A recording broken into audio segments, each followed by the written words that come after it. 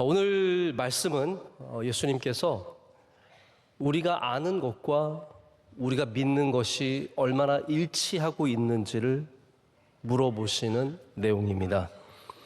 우리가 알고 깨닫고 내 머리에 두는 것으로 만족하는 믿음인지, 아니면 우리 삶의 현장에서 여리고로 내려가는 길에서 우리의 믿음이 실제로 살아서 움직이는지를 예수님께서는 이 이야기를 통해서 우리에게 질문하고 계십니다. 아마 기독교 문화에 관심이 있으신 분들은 예수님이라면 어떻게 하실까 운동에 대해서 들어보신 적이 있으실 겁니다. 1896년에 찰스 셸던이라고 하는 목사님께서 In His Steps, What Would Jesus Do? 예수님이라면 어떻게 하실까라는 제목의 책을 쓰셨고, 그 책의 제목과 내용을 따라서 많은 그리스도인들이 20세기 초반에 우리가 삶에서 어떻게 예수님처럼 살아갈 수 있을까를 고민하면서 물었던 질문입니다. 이게 1990년에 다시 재점화가 되어서 미국의 많은 젊은이들과 청소년들이 팔에 팔찌로 What would Jesus do? WWJD라고 써놓고 그것을 보면서 나의 학교에서, 나의 직장에서, 나의 관계 속에서 예수님처럼 어떻게 살아갈 수 있을까? 예수님의 말씀처럼 우리가 어떻게 살아갈 수 있을까를 고민하고 노력했던 운동이고, 우리나라에서도 많은 사람들이 했던 것으로 제가 알고 있습니다. 여러분, 그렇습니다. 우리 기독교는 전시적이고 과시적인 종교가 아닙니다. 우리는 현장에서 빛을 발해야 하는 믿음을 가진 종교입니다. 현장에서 힘을 잃어버린 것이 아니라 오히려 현장에서 더 답을 갖고 빛을 내며 살아가야 하는 것이 우리의 삶이고, 그래서 예수님께서 우리에게 소금과 빛이 되라고 하신 말씀이 바로 그런 목적입니다. 너희가 아는 것만 많은 것이 아니라 가서 그렇게 살라는 것이죠. 소금과 빛으로 살아내라라고 말씀하시는 것이고, 야고보 사도는 그래서 행함이 없는 믿음은 죽은 믿음이다 라고까지 말했습니다. 원래 진정한 능력은 현장성을 담보해야 합니다. 우리가 만약에 능력이 있다면 그것은 교실에서만 펼쳐지는 능력이 아니라 현장에서 발휘되는 능력이 되어야 합니다. 무술 같은 게 그렇습니다. 아무리 멋지고 화려한 무술도 현장에서 힘을 못 쓰면 우리 그것을 진정한 무술이라고 말할 수 없습니다. 제가 어렸을 때 중고등학교 다닐 때 저희 친구들은 무협지를 많이 읽더라고요. 저는 무협지를 한 권도 읽어보지 못했는데 제 친구들 40권, 50권을 밤을 새면서 읽고 오는 친구들이 있었어요. 그 친구들 얘기를 들어보면 중국에는 정말 다양한 이 문파와 계파가 있어서 무술이 얼마나 화려하고 멋지게 수련되는지 정말 다양한 무술들이 있더라고요. 어떤 사람은 손가락 하나만으로 사람을 밀치면 막 10m 밖으로 떨어져 나가고, 실제로 유튜브에 중국의 무술의 달인들, 고수들이 그런 영상을 올려놨습니다. 사람이 앞에 있는데 멀리서 장풍을 쏘면 푹 날아가고, 사부가 이게 막 손가락 하나로 탁 밀치면 막 쓰러지고 막 괴에서 아프다고 막 그러는 장면들이 있는데, 그래서 실제로 중국의 어떤 격투기 선수가 이런 무림의 고수들을 다 찾아다니면서 우리 결투를 한번 해보자. 당신이 그렇게 고수고 그렇게 위대한 사람이면 한번 결투를 해보자 하는데, 이 고수들이 다 결투를 거부합니다. 난 됐다고, 괜찮다고. 그러면서 이제 몇 명의 고수들이 실제로 이 격투기 선수와 싸웠는데, 이 격투기 선수는 물론 등치는 크지만 세계적인 선수도 아니에요. 평범한 선수인데 이 격투기 선수 앞에서 무술의 고수들이 한 대 쳐맞고 그 다음부터는 도망가기 급급합니다. 장풍을 쏘던 그 사람들이 왜 장풍을 안 쏘는지 이해가 되지 않고, 손가락 하나로 사람들을 쓰러뜨리던 그 사람들이 다 손가락 쓰지도 못하고 정신없이 내빼고, 그러면 뒤에 가서 또 내빼는 사람 막 두들겨 패고, 너무 엉망진창이 되는 걸 보면서 웃을 수밖에 없죠. 근데 여러분, 사실 우리의 신앙도 그렇게 웃길 수 있다는 생각을 해보게 됩니다. 우리가 예수님을 믿는다고 하면서 온갖 폼은 다 잡고 기도도 많이 하고 정말 멋지게 신앙생활하는 것처럼 보여도 우리 삶의 현장에서는 도망다니기 급급하다면, 여기 레위인과 제사장처럼 정말로 믿음을 발휘해야 하는 그곳에서 그들을 피해서 도망다니기 급급하다면 정말 우리가 웃긴 사람들 아니겠습니까?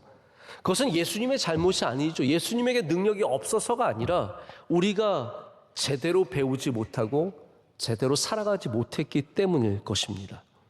우리가 현장에서 강한 그리스도인이 되려면 오늘 말씀에 등장하는 제사장과 레위인처럼 되어서는 안 됩니다. 이들은 어려운 이웃이 있으면 도와야 한다는 것을 누구보다도 잘 알고 있었고 하나님이 긍휼이 많으시다는 것도 알고 있었지만 정작 현장에서는 전혀 힘 한번 써보지 못하고 사라지는 사람들이 되었습니다. 여러분의 신앙은 교실에 갇혀있는 지식으로는 가득하지만 현장이 없는 신앙이 혹시 아니십니까? 여러분의 그 믿음이 여러분의 삶 속에서, 가정에서, 직장에서, 일하는 곳에서 발휘될 수 있는 강함을 갖고 있으십니까? 오늘 예수님은 율법에 대해서는 누구보다도 잘 알고 있는 율법 교사, 쉽게 말하자면 법학자입니다. 율법을 누구보다도 잘 꿰뚫고 있는 이 사람에게 행함이 무엇인지에 대해서 말씀하고 계시는 겁니다. 이 율법 교사가 예수님께 가서 질문을 했어요. 어떻게 하면 영생을 얻습니까? 예수님께서 그래서 되물으시죠. 율법은 뭐라고 하더냐? 이 사람이 정답을 말합니다. 하나님을 사랑하고 이웃을 사랑하면 됩니다. 맞다. 그렇게 해라. 근데 너 정말로 그렇게 하고 있느냐? 라고 물어보시는 거예요. 네가 머리로는 너무나 잘 알고 있지만 정작 이웃을 사랑하느냐라고 물으시면서 주시는 비유가 이 이야기가 바로 사마리아인의 이야기입니다. 그래서 오늘 예수님의 말씀에는 현장과 동떨어져 있는 교실 안에 갇혀 있는 하나님의 백성들의 이야기가 나오죠. 이 첫 번째 강도당한 사람을 피하는 사람은 제사장입니다. 예수님께서 가장 먼저 우리에게 보여주시는 책망받아야 할 사람이 제사장이죠. 그래서 하나님께서 우리를 만약에 책망하신다면 저는 분명하게 압니다. 목사부터 책망하실 겁니다. 하나님 가장 가까이서 일하는 사람들, 여러분 제사장이라는 사람들이 각각 다 다른 믿음을 갖고 있겠지만 그들의 공통점은 뭐냐 하면 하나님의 일을 하나님 가장 가까이서 하고 있다는 겁니다. 제가 새벽 예배 드리고 늘 기도할 때마다 감사하면서 두려워하는 것이 있습니다. 제가 그것은 바로 여기 강단 가장 십자가 앞에서 기도하고 있다는 사실입니다. 그것이 저에게는 너무나 큰 복이지만 또한 그것이 저에게 얼마나 무거운 짐인지 모릅니다. 그래서 성경을 보면은 하나님께서는 제사장의 믿음을 굉장히 중요하게 여기셨습니다. 예를 들어서 우리는 다윗 전에 사울의 시대가 굉장히 암흑 가운데 있었다는 것을 잘 알고 있습니다. 그 대표적인 예가 누구냐 하면 바로 엘리 제사장의 이야기입니다. 엘리 제사장이 눈이 점점 어두워져 가고 있을 때 그에게 두 아들이 있었는데 홈리와 비느하스라는 아들이 있었습니다. 이들도 역시 제사장인 거예요. 늘 하나님께 예배하는 사람들, 제사 드리는 사람들. 그런데 이스라엘의 죄가 다 이들에게서 나오는 거예요. 왜냐하면 홈리와 비느하스가 제사를 경멸하잖아요. 하나님께 좋은 것을 드리려고 고기를 드리면 그 가운데서 가장 맛있는 거는 꿰청이를 꺼내가지고 자기가 먹고 신전에서 섬기는 여인들과 노란하고 이런 모습들을 보면서 하나님께서 얼마나 안타까워하셨습니까? 구약 성경의 마지막 성경이 말라기거든요. 말라기의 내용은 물론 이스라엘을 하나님께서 심판하시는 내용이지만 그 핵심에는 제사장들이 들어있습니다. 왜냐하면 제사장들이 어떻게 예배했냐면요, 사람들이 좋은 것을 가져와도 그 좋은 것은 자기가 챙기고 하나님께 눈먼 것과 발 저는 것, 여러분 하나님께서 율법에 명확하게 쓰신 내용이 뭐냐 하면 하나님께 드리는 제물은 흠이 없어야 한다는 것이었습니다. 여러분 우리 인간적으로 봐도 나랑 가까운 사람에게 선물할 때 흠 있는 거 선물하십니까? 여러분이 좋은 거 먹고 흠 있는 거 누구에게 이렇게 선물하십니까? 나는 깨끗한 거 쓰고 더러운 거 누구 사람에게 선물하십니까? 우리 사람도 그렇게 하지 않는데 말라기를 보면 제사장들이 타락해서 어떻게 됐냐면 좋은 것은 자기가 갖고 시장에서 가치가 떨어지는 것들 하나님께 제물로 다 갖다 바칩니다. 하나님 이거 다 받으면 되죠. 눈 가리고 아웅하는 식인 거예요. 다시 말해서 이들은 하나님이 계신 것조차 능멸하며 멸시하는 사람들이었고 거기에 대해서 하나님께서 정말로 분노하셔서 말라기 가운데 심판을 약속하시는 거죠. 여러분, 그래서 우리가 교회에서 일한다고 해서 더 예배를 잘 드리는 것도 아니고, 교회에 오래 있다고 해서 더 믿음 생활 잘하는 것도 아닌 것을 생각해 보셔야 합니다. 그렇다는 것이 아니라 그럴 가능성이 굉장히 높다는 것을 아셔야 된다는 거죠. 만약 여러분 교회에서 있는 사람들이 가장 믿음이 좋아야 한다면 우리 교회 직원들과 목회자들이 가장 믿음이 좋아야 합니다. 그렇지만 아닐 때가 너무 많습니다. 새벽 예배 정말 밤을 새우고 일하고 열심히 하고 나오시는 교인이 있는가 하면, 수요 저녁 예배까지 정말 일해서 지쳐서 회사에서 지친 다음에 지친 몸을 이끌고 교회에 오시는 분이 있는가 하면, 편하게 일하고도 나오지 않는 교회에서 있는 사람들이 얼마나 많은지 모릅니다. 여러분, 예수님께서 오늘 우리에게 보여주시는 제사장과 레위인도 마찬가지죠. 레위인도 제사장들이 속한 지파의 사람들 아닙니까? 이들 역시도 하나님 가장 가까이서 일하는 사람들인데, 정작 이들이 삶으로는 하나님의 말씀을 살아내지 못하고 있었다는 겁니다. 여러분, 만약에 우리가 정말로 교실에 갇혀있는 그리스도인들이 아니라 우리의 현장에서, 우리의 삶에서 강한 그리스도인이 되려면 저는 오늘 여러분이 반드시 몇 가지를 가져야 한다고 생각합니다. 첫 번째는 뭐냐 하면, 현장에서 강한 그리스도인이 되려면 말씀을 제대로 들어야 합니다. 자, 말씀을 잘 들으라는 것도 아니고요, 말씀을 제대로 들으셔야 된다는 거죠. 오늘 예수님께서 하시는 말씀도 제대로 듣지 않으면 엉뚱한 데로 갑니다. 오늘 말씀의 핵심은 제사장과 레위인들이 이렇게 타락했어 비판하시는 내용이 아닙니다. 오늘 마지막 결론의 37절에 예수님께서 뭐라고 결론을 내십니까? 너도 가서 이와 같이 비판하라입니까?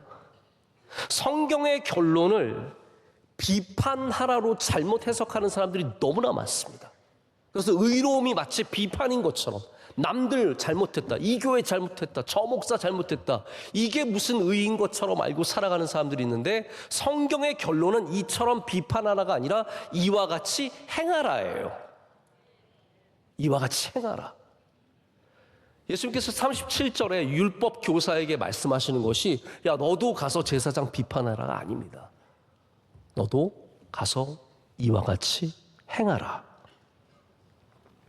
제대로 듣지 않으면 우리가 제대로 행할 수가 없는 겁니다.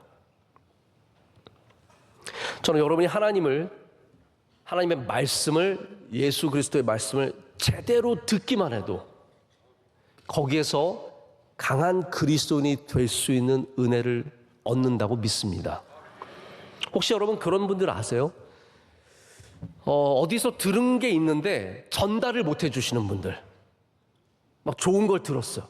내가 재밌는 얘기를 들었어요. 목사님, 제가 재밌는 얘기를 들었는데 목사님 이 얘기 좀 한번 들어보세요. 벌써 웃고 있어요. 자기는 그 재밌는 게 생각이 나가지고 막 웃고 있어요. 근데 내용은 생각이 잘 안 나요. 그러니까 말씀하시면서 목사님 제가 재밌는 얘기 한번 들어보세요. 그러면서 저기 말이에요, 어떤 남자가, 여자였나? 어딜 들어갔어요. 술집에 들어갔나? 포장마차였나 보다. 포장마차에 들어갔는데 거기서 철천지 원수를 만났대요. 원수를 만났는데 그 다음에 뭐였더라? 되게 웃겼는데. 그 집사님이 얘기해 줄 땐 진짜 웃겼는데 생각이 안 나네요. 제가 목사님 다음에 만나면 꼭 얘기해 줄게요. 그리고 그 다음에 여러분, 그러면 사람이 얼마나 궁금하지 아십니까? 근데 다음에 만나도 얘기를 안 해줘. 왜냐면 영원히 잊어버렸어. 사실 우리가 듣고 기억하지 못하는 게 참 많습니다. 그래서 설교가 웃기다, 재밌다, 여기에 굉장히 맹점이 있습니다. 혹시 여러분들도 재밌는 설교 좋아하죠? 저도 사실 목사님이 나와서 앞에서 그래도 재밌는 얘기하고 웃기면 설교 들을 때 잠도 깨고 정신도 차려지고 기분도 좋고 하더라고요. 근데 문제는 뭐냐면, 웃긴 목사님 막 설교하고 갔는데 내용은 하나도 생각이 안 나요. 하나님의 말씀은 생각이 안 나요. 저 목사님 되게 재밌다, 저 목사님 되게 좋다, 이것만 생각이 나요. 제 얘기를 너무너무 많이 해줬는데 정작 하나님의 말씀은 기억나는 게 하나도 없고 웃긴 마음만 갖고 가는, 기분 좋아서 가는, 기분 오늘 예배 정말 좋았다. 근데 하나님의 말씀이 거기 없는 거죠. 여러분, 그래서 제가 덜 웃긴 게 여러분에게 복인 것인 줄 아셔야 됩니다. 우리는 하나님의 말씀을 제대로 들어야 합니다. 그래서 하나님의 말씀을 잘 경청하는 믿음이 현장에서 강한 믿음이 되는 겁니다. 여러분, 막상 어려운 일을 당했을 때 하나님의 말씀 중에 생각나시는 게 있으십니까? 고난과 환난을 당했을 때 내 마음속에 울리는 하나님의 말씀이 뭔가 있으십니까? 괴로워서 눈물 나고 힘들 때 나를 위로해 주시는 하나님의 말씀이 있으시냐고요. 자녀들, 어려움을 당한 자녀에게 해주실 말씀, 하나님의 말씀이 뭔가 있으십니까? 어려움을 당한 친구를 위로해 줄 수 있는 하나님의 말씀이 뭔가 있으십니까? 이 중에 하나도 없으시면 여러분이 기분상 하나님의 말씀을 아는 것이지 하나님의 말씀을 제대로 들은 게 아니라는 겁니다. 여러분이 어려울 때 여러분을 붙잡아 줄 수 있는, 현장에서 여러분을 살려줄 수 있는 하나님의 말씀이 있으시길 축복합니다. 그러기 위해서는 다시 우리의 귀를 열고 듣고 하나님의 말씀을 봐야 합니다. 브라이언 도드라는 목사님의 이야기에 이런 내용의 글이 있더라고요. 미국에서 개척교회를 시작하셔서 아주 성공적으로 목회를 하시는 목사님이 있는데, 이분은 특별히 어떤 분들에게 영향력이 있냐면 젊은 개척교회 목사들에게 영향력이 많은 분이라고 합니다. 그래서 이분을 만나기 위해서 수많은 사람들이 약속을 잡고 이분들에게 자문을 구하고 도움을 구한다는 거죠. 근데 이분께서 많은 사람들을 만나서 자문하고 도움을 주는 가운데 깨달은 게 있었어요. 이렇게 말합니다. 나는 사람들이 와서 나와 얘기를 하면서 어떤 분이 잘 될지 어떤 분이 안 될지를 금방 다 판별한다라고 얘기합니다. 이게 굉장히 교만하게 들릴 수 있지만 저도 이렇게 목회를 하다 보면 보이는 것들이 있거든요. 그거는 제가 많이 알아서가 아니라 데이터가 쌓인 거예요. 어느 정도 데이터가 쌓였기 때문이에요. 이분이 말하시는 건 이거예요. 사람들이 와서 개척교회 하면서 뭔가를 물어보기 위해서 왔는데 쓸 것도 안 가져오고 펜도 안 가져오고 와서 자기가 얼마나 열심히 사역하고 있는지, 내 사역들이 얼마나 멋지고 귀한지 거기에 대해서 계속 얘기만 하고 별로 듣지 않고 가는 사람들은 대부분이 안 된다는 거예요. 그러나 사역을 하면서 뭔가 듣기 위해서 이곳에 와서 목사님 말씀하시면 열심히 적고 뭔가 생각해보고, 그리고 내가 하고 있는 것들을 목사님께 물으면서 검증을 받는 사람들은 대부분 잘 되는 사람일 가능성이 크다라고 얘기를 합니다. 여러분, 저도 가끔 사람들 만나서 보면은 믿음 좋은 사람들이, 신앙에 대해서 많은 얘기를 하는 사람들이 믿음이 좋은 사람들이 아니더라고요. 정말 믿음 좋은 사람들은 어쩌면 경청하고 듣는 사람들, 내가 어떻게 잘 들어서 그 말씀대로 살 수 있을까를 고민하는 사람들이 정말로 현장에서 형통한 사람들이 되는 것을 보게 됩니다. 여러분, 듣는 귀를 여시고 경청하시는 은혜가 있으시길 축복합니다. 두 번째로, 우리가 현장에서 강한 그리스도인이 되려면 반드시 몸에 배이도록 우리 안에 두는 일을 할 수 있어야 합니다. 여러분, 현장에서 쓰려면 당연히 몸에 배어야 합니다. 그냥 듣기만 한 것을 현장에서 쓸 수는 없습니다. 우리가 물론 듣는 것에서 시작해야 되지만 반드시 들은 다음에는 내 안에서, 이거 제가 어려운 단어라고 생각하지 않습니다. 별로 쓰지는 않지만 우리 내면화 과정을 반드시 가져야 합니다. internalize, 내 안에서 나의 것으로 되는 과정이 필요하다라는 거예요. 그래서 하나님께서 여호수아에게 가나안 땅 정복, 현장의 일을 맡기셨지 않습니까? 이거는 머리로 하는 일이 아닙니다. 가서 싸워서 정말로 가나안을 정복해야 하는 되는 일인데, 현장의 일을 맡기시면서 하나님께서 여호수아에게 주신 말씀이 1장 8절의 말씀이에요. 여호수아서 이렇게 말씀하십니다. 이 율법책을 내 입에서 떠나지 말게 하며 주야로 그것을 묵상하여 그 안에 기록된 대로 다 지켜 행하라. 그리하면 내 길이 평탄하게 될 것이며 내가 형통하리라. 자, 여기 세 단계가 있습니다. 하나님께서 말씀을 읽으래요. 근데 그게 끝이 아닙니다. 내 안에서 그것을 묵상하라 라고 되어 있고, 마지막 세 번째 단계가 뭐냐면 아웃풋인데, 인풋과 인터널리제이션과 아웃풋이 있는 겁니다. 그 아웃풋이 뭐냐 하면 우리 삶의 현장이에요. 그 현장이 주님께서 말씀하시기를 네가 형통하리라, 내 길이 평탄하게 되리라. 그 중간에 있는 게 뭐냐면 묵상이라는 겁니다. 묵상은 뭐냐 하면요, 히브리어로 되새김질하다라는 뜻입니다. 다시 말해서 하나님의 말씀을 들었으면 내 안에서 그 말씀을 되새기고 생각해보고 다시 곱씹어보고 그 말씀을 내 것으로 만드는 과정이 반드시 필요하다라는 거예요. 저도 예전에 강의를 학생들에게 하면요, 새로운 것들을 강의해야 될 때 책만 읽고 가서 할 수가 없더라고요. 왜냐하면 지식은 있지만 내면화가 되지 않았어요. 나의 것이 되지 않았어요. 나의 것이 되지 않으면 아무리 많이 읽었어도 그것을 말해줄 수 있는 아웃풋이 없게 되는 거죠.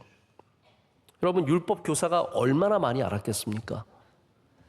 그러나 그가 듣기만 하고 알기만 하고 그것을 내 안에서 몸에 배이는 과정을 겪지 않았기 때문에 결국은 현장에서 이 어려운 사람을 만났을 때 전혀 도울 수 없는 연약한 믿음의 사람이 된 겁니다. 아마 별의별 율법이 다 떠올랐을 거예요. 내가 피를 만지면, 죽은 사람을 만지면 가서 제사를 드릴 수 없고 당분간 일을 할 수 없고, 아마 그런 생각들이 그를 압도했겠죠. 그래서 그는 결국은 그 쓰러진 사람을 모른 채 하고 돌아가는 사람이 되어버리고 말았습니다. 훌륭한 운동선수들은 지속적인 연습을 통해서 기술들을 자기의 것으로 만듭니다. 스테판 커리라고 하는 유명한 농구 선수가 있지 않습니까? 이름 생활도 잘해서 우리에게는 굉장히 유명한 사람인데, 요즘에도 스테판 커리를 보면은 정말 말도 안 되는 3점 슛을 계속 넣습니다. 근데 그게 어떤 사람들은 아빠도 NBA 선수였고 그러니까 당연히 있을 거라고 생각하지만 그렇지 않다고 생각해요. 요즘에 르브론 제임스라고 하는 최고의 선수의 아들이, 그도 농구 선수인데 아버지의 비교가 안 되게 못합니다.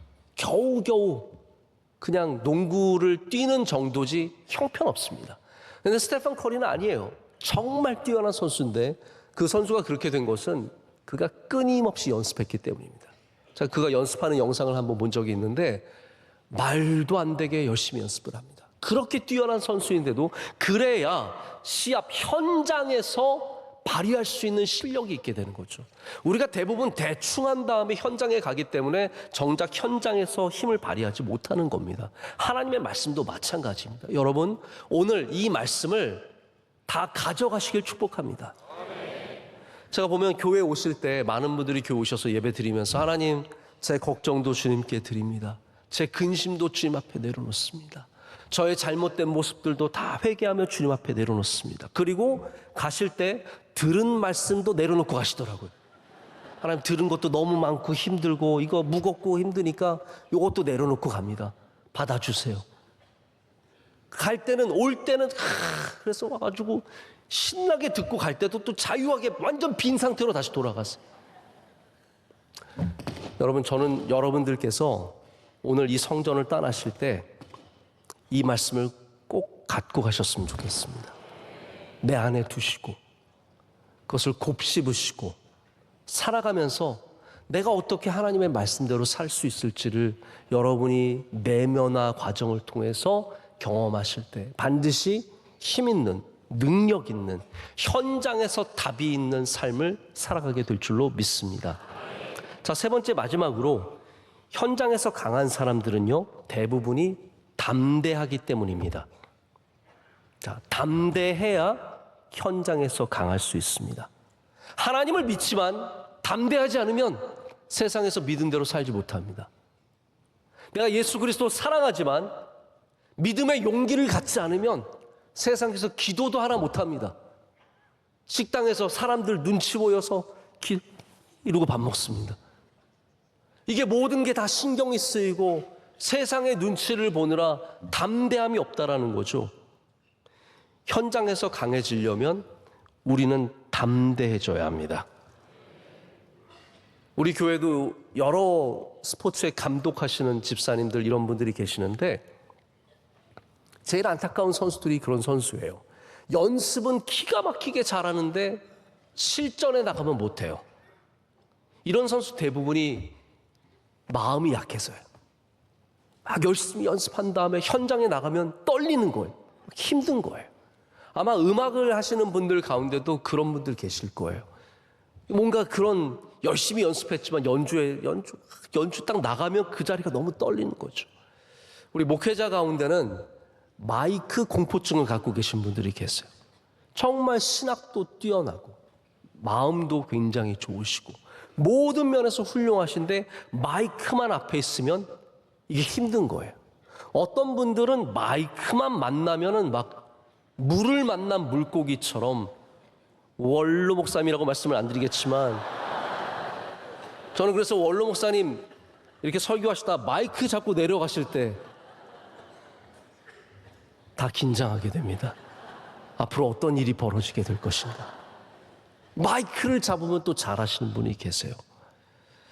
여러분, 저는 여러분들이 현장에서 강하고 담대한 주님의 백성들이 되시기를 축복합니다. 사실 교회가 편하긴 합니다. 그러니까 교회만 자꾸 머물려고 하죠. 교회는 박수 쳐주는 곳입니다. 우리가 조금 부족해도 교회는 다 받아줍니다. 특수는 조금 못해도 교회는 박수 세게 쳐줍니다. 설교 조금 부족해도 다들 이렇게 와서 열심히 들어요. 만약에 제가 외부에서 뭐 5,000원, 10,000원 받고 강연한다 그러면 우리 집 식구들 한 10명 정도 올까요? 아마 많은 사람들이 안 올 겁니다. 그러나 우리 교회는 이렇게 많은 분들이 옵니다. 제가 부족해도 와요. 교회는 그래서 어쩌면 부족한 사람들을 받아줄 수 있는 세상에 몇 곳 안 되는 그러한 자리라고 생각을 합니다. 그러다 보니까 여기가 편한 거예요.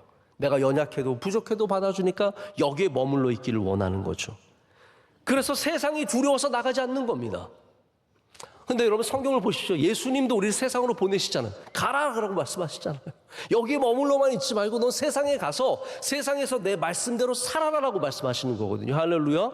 여러분에게 주시는 주님의 말씀은 주신 그 믿음을 갖고 여기에만 머물러 있지 말고 여기 박수 쳐주는 곳, 여기 사랑해 주는 곳, 다 괜찮다고 말하는 곳에 머물러 있지 말고 저 냉정한, 저 차가운, 저 두려운 세상으로 나아가라는 겁니다. 그래서 우리는 그 세상에 나가기 위해서 더 담대한 믿음을 가져야 합니다.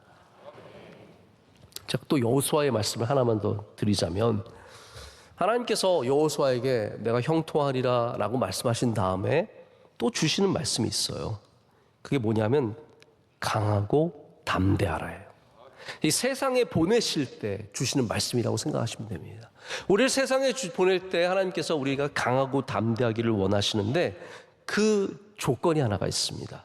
하나의 컨디션을 더하시는데 그게 뭐냐면 네가 어디로 가든지 내 하나님 여호와가 너와 함께 하느니라.